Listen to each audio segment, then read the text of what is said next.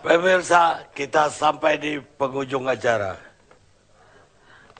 Masih ada 3 pembicara di sini. Saya mulai dengan Pak Effendi Ghazali.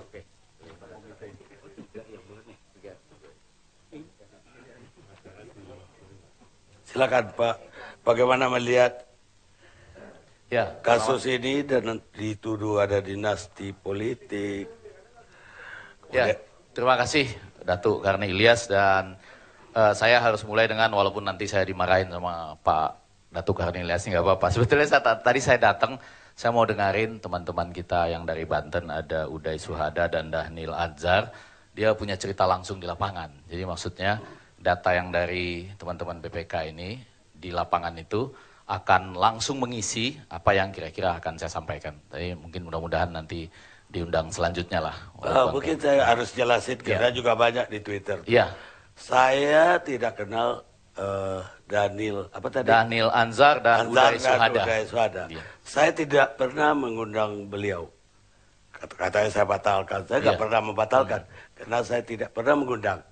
Yang saya undang ICW. Teman-teman ICW, ya. Saya juga nggak tahu apa perannya di Banten, sehingga saya tentu tidak mengundang karena saya nggak kenal. Ya.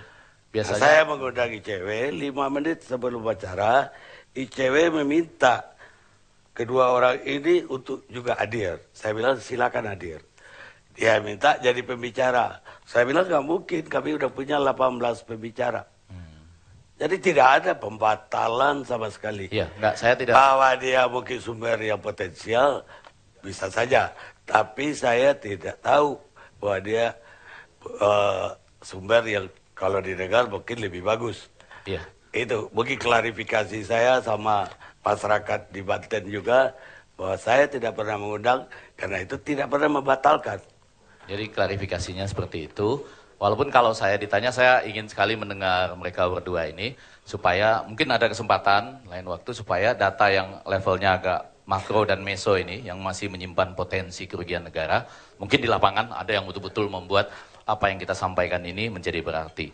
Nah, saya akan menunjukkan betapa kita kehilangan data di lapangan itu, karena sebetulnya yang terjadi pada malam ini, Datuk Karni Ilyas, itu adalah kita seperti berbicara di tengah hegemoni. Hegemoni itu artinya kalau ditanyakan ke partai-partai yang sebetulnya sedang ada pada saat ini, maka jawabannya ya dinasti. Kalau tidak dijawab biasa saja, atau malah mengingkari, itu tidak ada kaitannya dengan dinasti misalnya.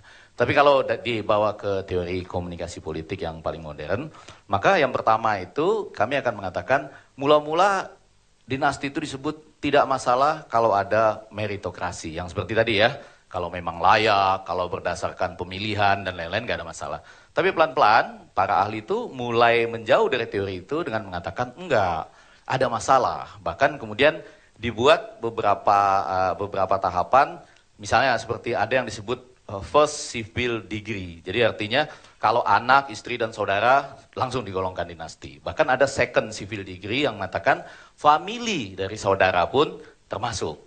Bahkan di beberapa sistem yang lebih ekstrim, kalau ada 2 orang saja maju di dalam sebuah misalnya pemilihan, tanpa hubungan dengan petahana pun, ketika dia mendaftar ke KPU-nya, itu Komisi Pemilihan Umum, sudah disebut ini dinasti juga gitu. Jadi dinasti ini istilahnya begitu lentur.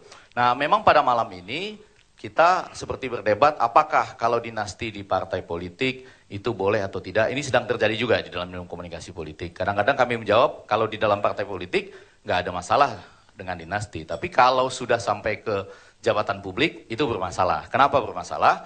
Walaupun dari tadi berkali-kali hegemoni itu kesadaran palsu lah istilahnya. Itu mengatakan bahwa ini kan melalui pilihan atau election. Sebetulnya pada tahap selanjutnya dinasti itu hegemoninya sampai juga ke selection. Jadi misalnya kalau orang sudah terpilih pada posisi-posisi yang dipilih melalui pemilihan raya, pemilihan publik, nanti dia ketika berhadapan dengan fit dan proper test atau harus mengusulkan nama-nama tertentu di jabatan publik lain, masuk selectionnya. Masuk juga peran-peran dinasti yang seperti itu. Nah, lebih jauh, tahapan dinasti itu kemudian bertali temali juga dengan kekhawatiran-kekhawatiran dan ketakutan-ketakutan yang muncul tidak hanya pada level eksekutif atau legislatif, tetapi juga di yudikatif dan lain segala macam. Jadi kalau dalam kasus yang sedang terjadi, kalau ditanyakan apakah keluarga di Banten itu disebut dinasti, dalam komunikasi politik jelas dinasti. Antara lain karena tidak ada jarak antara dan memang misalnya dilarang bahwa dalam satu provinsi menduduki posisi-posisi yang sama.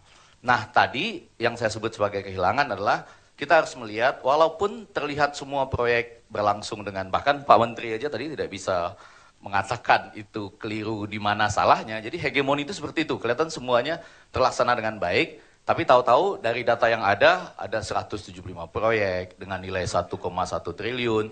Nanti kalau digali lagi di mana salahnya? Seperti nggak ada salahnya. Tetapi etika yang paling tepat barangkali di sini bukan lagi etika yang ada di partai politik. Biasanya ada dua etika yang kita pegang, etika di media. Tapi lama-lama katanya media juga dimiliki dan bertali temali dengan dinasti juga. Tinggal terakhir etika publik.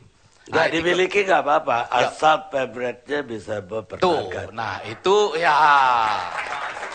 itu persis yang terakhir etika publik.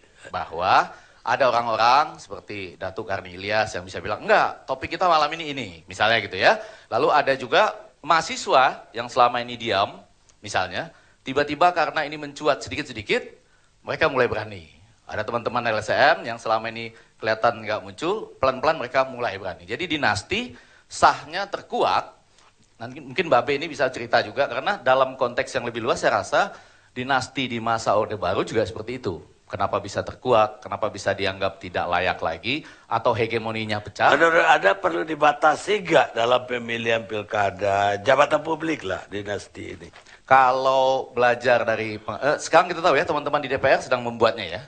Antara lain ada jarak antara, nggak boleh langsung masuk. Tapi kalau mau belajar dari pengalaman, sebetulnya yang banyak dibahas kalau di textbook itu adalah Filipina. Kenapa demikian? Ya Filipina kenapa demikian? Karena sebetulnya mereka dalam konstitusinya tahun 87 menyebutkan nggak boleh ada dinasti politik. Tetapi nggak pernah berhasil undang-undangnya itu melewati Senat ataupun Kongres. Nggak pernah berhasil. Karena menurut beberapa perintis undang-undang itu, termasuk ada Santiago, Casino, dan lain-lain, mereka mengatakan justru yang terjadi sekarang lebih parah lagi daripada 25 tahun yang lalu katanya.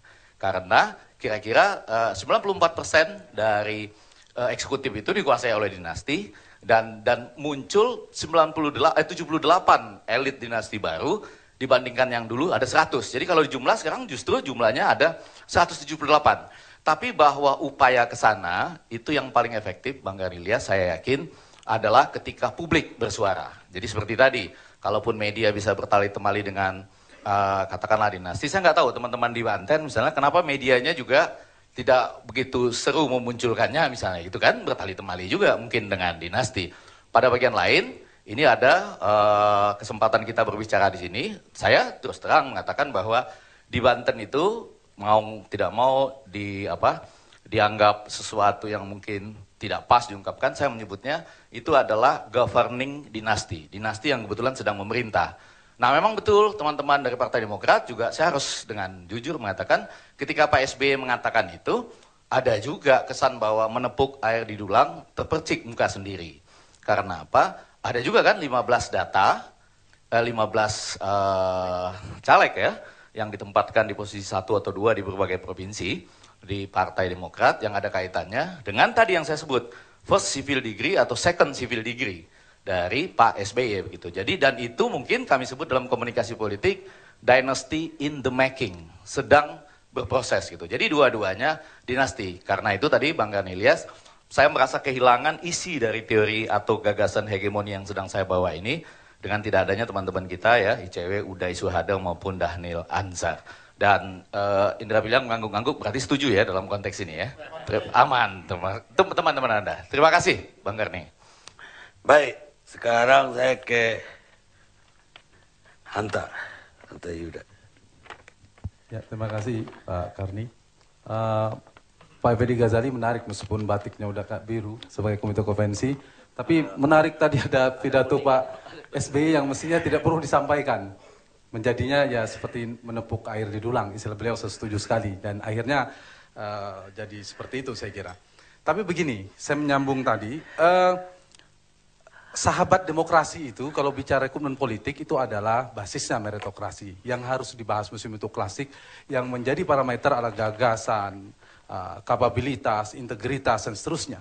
Saya setuju tadi Pak Karni mengatakan mereka di Amerika memenangkan pertarungan di proses seleksi yang luar biasa. Jadi nggak tiba-tiba Hillary menjadi capres Partai Demokrat, tetapi proses yang panjang dan seterusnya. Itu perbedaan kita. Jadi harus digarisbawahi itu satu. Nah, cuma demokrasi kita memang terhimpit, katakanlah ada dua jebakan. Sekitar 2007 saya pernah menulis di Kompas, dinastitokrasi dan oligarki politik. Jadi kemungkinan kita terjerembab pada dua hal itu. Dinastitokrasi yang berbasis pada politik kekerabatan, nepotisme, kronisme, dan seterusnya. Yang bertransformasi di era reformasi. Atau yang kedua kita kemungkinan jatuh pada plutokrasi, kekuatan uang, pemodal yang katakanlah berkuasa. Nah, saya ingin mengatakan bahwa ada baju baru yang digunakan ketika kita anti KKN, anti nepotisme, kronisme dan seterusnya. Itu bertransformasi sebenarnya, justru mendapatkan sumber legitimasi baru, masuk pada logika demokrasi elektoral. Yang sebelumnya, teori-teori klasik Weber, Anderson segala macam mengatakan salah satu sumber legitimasi kekuasaan itu adalah karisma, para raja dan seterusnya. Sekarang sebenarnya sama saja, bergeser, mereka menggunakan baju baru justru semakin terlegitimasi menggunakan logika demokrasi elektoral yang masuk pada wilayah itu. Tetapi juga kita tidak boleh buru-buru. Oh, ini korupsi karena dinasti. Ini ada korupsi karena dia berasal dari partai politik, misalnya ketua MK. Padahal sebelum ketua MK juga dari partai politik. Jadi seringkali kita mendiagnosa perusahaan bangsa ini cepat-cepat. Oh, ini konflik karena pilkada langsung dan seterusnya. Kita tidak pernah melihat persoalan diagnosa secara komprehensif. Itu yang saya kira harus menjadi catatan kita. Saya membaca paling tidak satu, ini salah satu imbas terliberalisasi sangat ekstrim sistem politik elektoral kita. Terliberalisasi itu tidak hanya maknanya dipilih langsung, tetapi juga tidak spending kampanyenya habis-habisan, jor-joran dan seterusnya, tidak ada pengaturan dalam berkampanye misalnya. Itu akhirnya partai politik terjerembab lagi, terjebak pada dua kekuatan. Saya yakin silakan di cross check ke para politisi. Pasti dua, popularitas, kekuatan popularitas atau kekuatan uang. Dan partai pasti berpikir yang dicalonkan adalah orang-orang yang memiliki peluang untuk menang.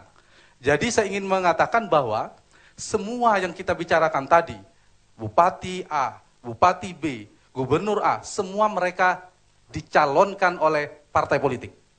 Nah, jadi saya kira partai juga berkontribusi. Saya menggunakan logika sebaliknya. Partai berkontribusi untuk mencalonkan mereka. Jadi ini semacam partai akhirnya hanya mengandalkan itu. Beda misalnya, ujung-ujung meskipun idenya bagus konvensi Partai Demokrat, tapi ujung-ujungnya menentukan adalah elektabilitas juga. Popularitas juga, tidak ada misalnya scoring tentang integritas, tentang kapabilitas, tentang kapasitas yang lainnya. Akhirnya kita tertinggal juga, sama saja hanya menggeser dengan baju konvensi misalnya, meskipun kualitas lebih baik ketimbang ditunjuk langsung. Satu itu. Yang kedua, saya ingin mencoba melihat ini juga dampak dari kegagalan partai membuat strategi untuk menarik pemilih. Jadi karena berpikirnya pendek, tidak ada strategi, gagasan yang menarik seterusnya, akhirnya ya yang penting menang. Mau siapa dia, mau ada urusan dinasti atau tidak, yang penting menang. Itu yang kedua. Ya. Yang ketiga adalah ini potret dari rapuhnya sistem kaderisasi dan rekrutmen politik kita. Kita tadi bicara dari wilayah election, pemilihan yang melibatkan pemilih dan kandidat. Seolah-olah persoalan politik elektoral kita berhenti di situ. Padahal sebelum election ada selection. Seleksi itu menjadi monopoli, menjadi dominasi partai politik.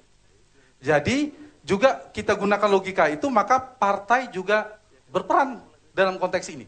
Saya ingin mengatakan bahwa betul ada desentralisasi di kabupaten, kota, gubernur, seterusnya.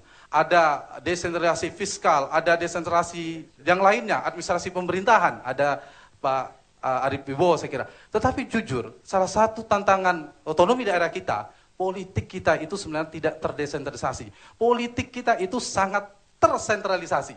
Semua untuk menentukan gubernur, bupati, wali kota, calon gubernur, itu harus menunggu restu dari DPP partai.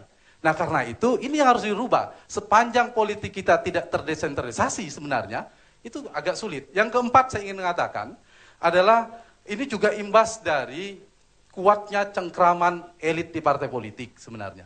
Nah karena itu oligarki tadi, Mas Adi atau siapa mengatakan, ini kan akumulasi dari oligarki, kemudian kita bicara dinasti dan seterusnya. Saya tidak melihat dinasti sebagai suatu hal yang sesuatu yang menjadi faktor utama, misalnya karena korupsi dan seterusnya. Ini kompleks sekali persoalannya.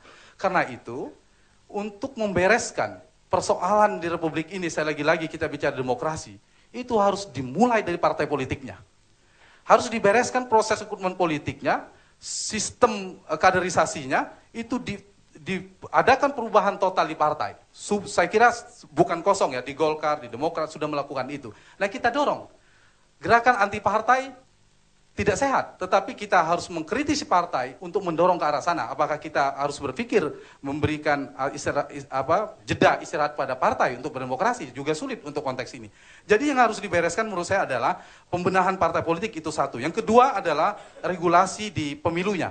Di pemilu juga penting. Di sana sebenarnya ujung dari persoalan, saya tidak bicara politik agak sulit, misalnya kembali pada niat orangnya, bicara pada kita punya sejarah orang-orang hebat, orang-orang baik ketika masuk pada sistem politik yang predatoris seperti ini juga sangat riskan.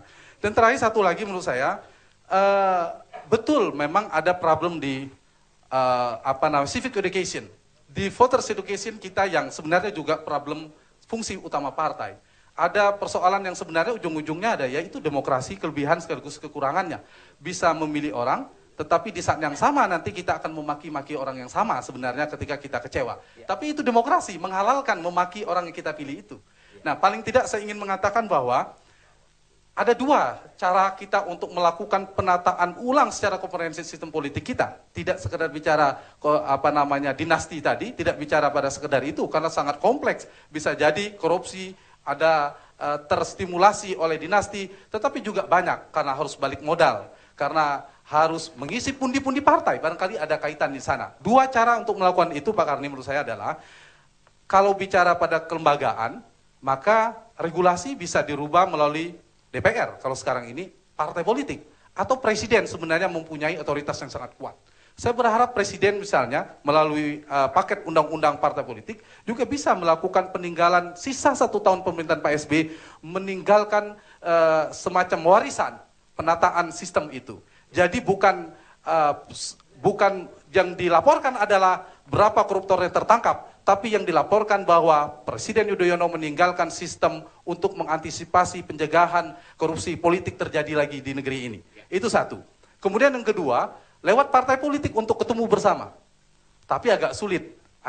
Jadi akhirnya itu adalah konteks pelembagaan, institusionalisasi demokrasi kita yang belum sempurna, ditambah lagi internalisasi budaya demokrasi kita yang hampir, saya tidak mengatakan sangat lemah sekali. Dan itu menjadi PR kita bersama-sama, jangan sampai ujung-ujungnya rakyat antipati.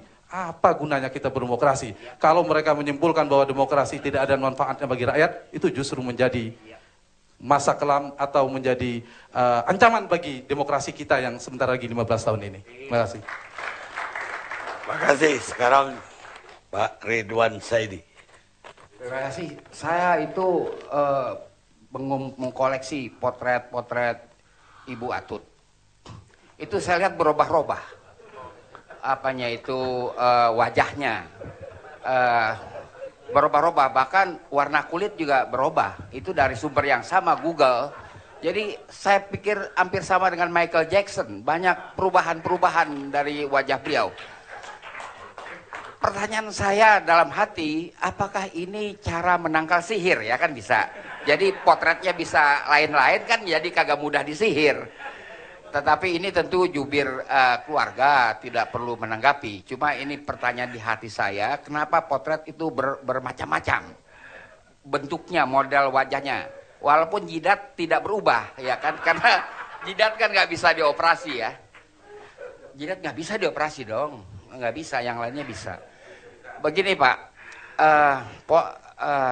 struktur kekuasaan di Banten itu, kalau mengacu pada pemilu 55, itu yang menang adalah Partai Masyumi. Karena pengaruh dari pemberontakan Cilegon, dan itu waktu salah seorang cucu tokoh pemberontak, cucu Haji Wasid masih ada. Dan dia menjadi anggota konstituante Masyumi. Di samping Masyumi adalah NU.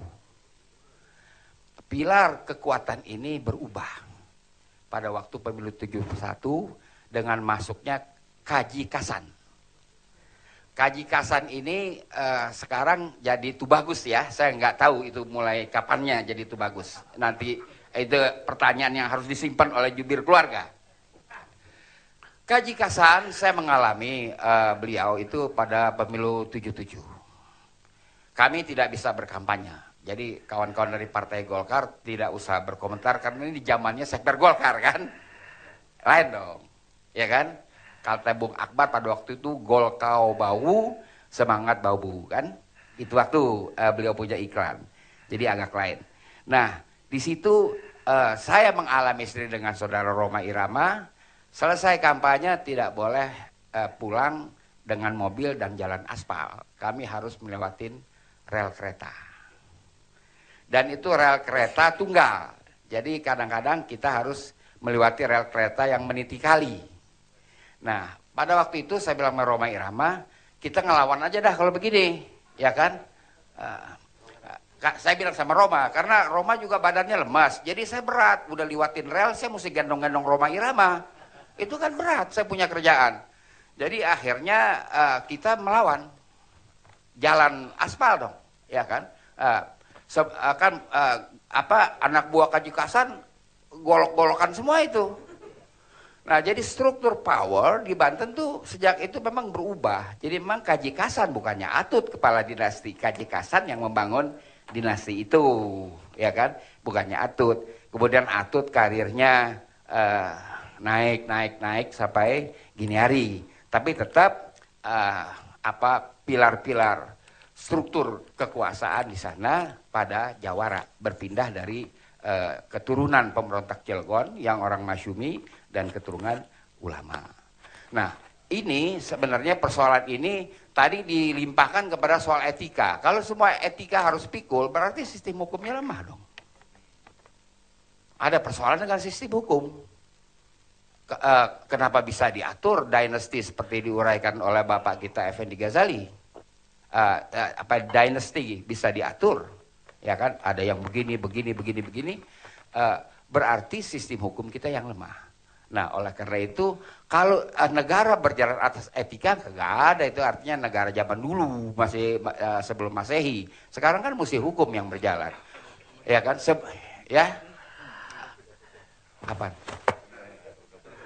Enggak, saya ada remnya. Anda itu kagak pakem, jadi susah berhentinya. Kalau saya ada remnya, nggak lama saya berhenti. Jadi ini kagak ada, saya ngutip-ngutip dari mana. Negara kagak bisa berjalan berlandaskan etika semata-mata, harus dengan hukum. Nah, berarti kalau kita ada kesulitan dengan gejala dinasti ini, kan harus kita lihat kenapa hukum nggak bisa mengawal, ya kan? Harus bisa hukumnya harus ditinjau kembali. Kalau memang harus dibongkar semua sistem hukum yang mengatur kenegaraan ini harus dibongkar, ya dibongkar. Kalau dinasti itu bagus, ya kan? Kan kita bicara dinasti dalam arti yang jelek. Ya kan? Artinya ada potensi penggarongan. Dalam satu APBD saja 1,6 T dari total APBD 4 T. 2012. Sekarang 5 T dia. Nah, itu harus ada pembongkaran dari sistem hukumnya, Pak. Jadi karena itu memang ini fakta yang kita hadapi akibat dari reformasi. Sebagai penutup saya ingin katakan di zaman dulu nggak ada. Dulu nggak ada istilah dinasti, adalah istilah sistem famili. Nggak ada. Zaman Partai Masyumi, PNI masih berkibar-kibar, nggak ada. Nah, itu baru dimulai zaman Orde Baru dan makin parah sekarang. Terima kasih. Gabriel, ada yang mau ditambahin? Gabriel. Ada hal yang menarik sebenarnya karena ini kita ngomong pada level etika sebenarnya. Ada hal juga yang menarik yang dimukakan oleh seorang Dr. Romulo Petasusta dari Philippines. Dia kemudian memperkenalkan satu apa yang disebut sebagai new ethical paradigma gitu ya. The people is the supreme political dynasty. Jadi rakyat adalah dinasti politik yang paling tinggi. Ketika kemudian fakta-fakta politik atau apapun perkembangan demokrasi yang merupakan transformasi dari skala bentuk pemerintahan yang terjadi sekarang ini, merupakan suatu realitas yang tidak bisa kita ingkari. Maka kemudian selama konstitusi kita tetap mengakui kedaulatan rakyat, kan, maka apapun itu, mau dinasti apapun itu, bahwa dinasti itu harus berujung pada dinasti yang paling tinggi, yakni rakyat itu sendiri. Saya kira itu catatan kami. Benyamin. Saya tidak akan memberikan ulasan secara akademis ya, terutama mengenai banyak pribadi-pribadi yang disebut dalam forum ini. Enteng saja saya komentar saya. Sebagai orang Banten, saya tahu bahwasanya Tubagus dan Ratu itu merupakan suatu gelar kebangsawanan yang sekarang sudah banyak tidak dipergunakan lagi oleh betul-betul mereka yang berhak. Saya tidak tahu kapan dan dari mana keluarga gubernur sekarang mendapatkan gelar Ratu dan Tubagus, karena saya kenal sejak tahun 50-60, dari mulai orang tua daripada gubernur sekarang itu Haji Kasan, malahan adalah saudara sepupu saya yang besanan sama Haji Kasan. Biasa-biasa saja, jadi saya tidak tahu tiba-tiba tahun 2000-an nama-nama itu muncul kembali dengan Tubagus dan Ratu. Saya tidak tahu dari mana. Itu saja komentar saya. Terima kasih. Pak siswa ada yang mau bicara?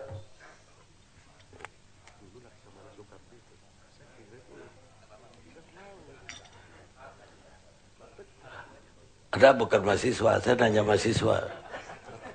Ya, saya dari ISIP, Bang.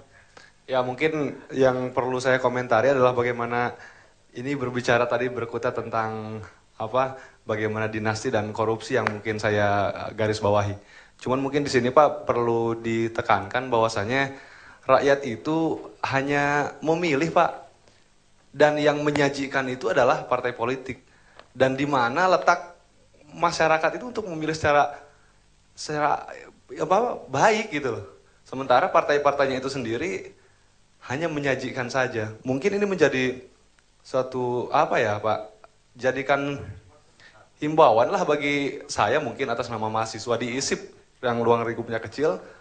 Jangan sampai hal ini memang terus-terusan terjadi sehingga masyarakat itu hanya saja memilih aja.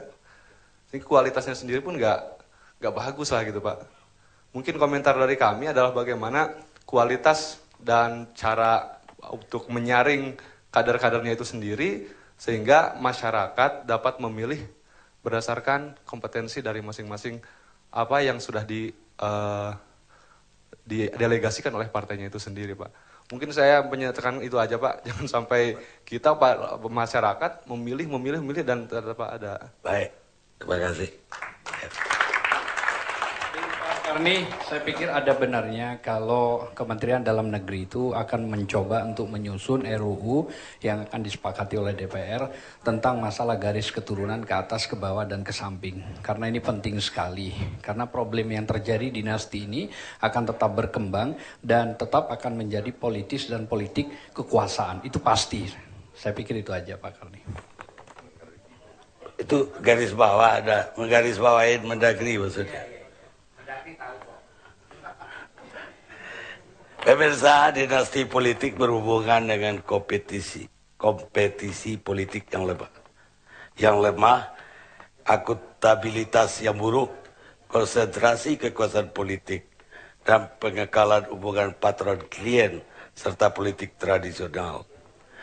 Dalam kondisi seperti ini, dinasti politik memberikan kontribusi kepada kemiskinan yang berkelanjutan. Saya mau mengutip Clark and Season. Ada sejumlah politisi yang ingin agar rakyat yang miskin semakin banyak. Rakyat yang miskin itu adalah wilayah kekuasaan. Karena jika Anda seorang politisi, uang atau money politician adalah lebih baik memiliki rakyat miskin. Karena Anda dapat membeli mereka. Berikan mereka 200 peso, 300 peso dalam pemilu. Dan mereka akan memilih Anda. Kita ketemu ALC yang akan datang.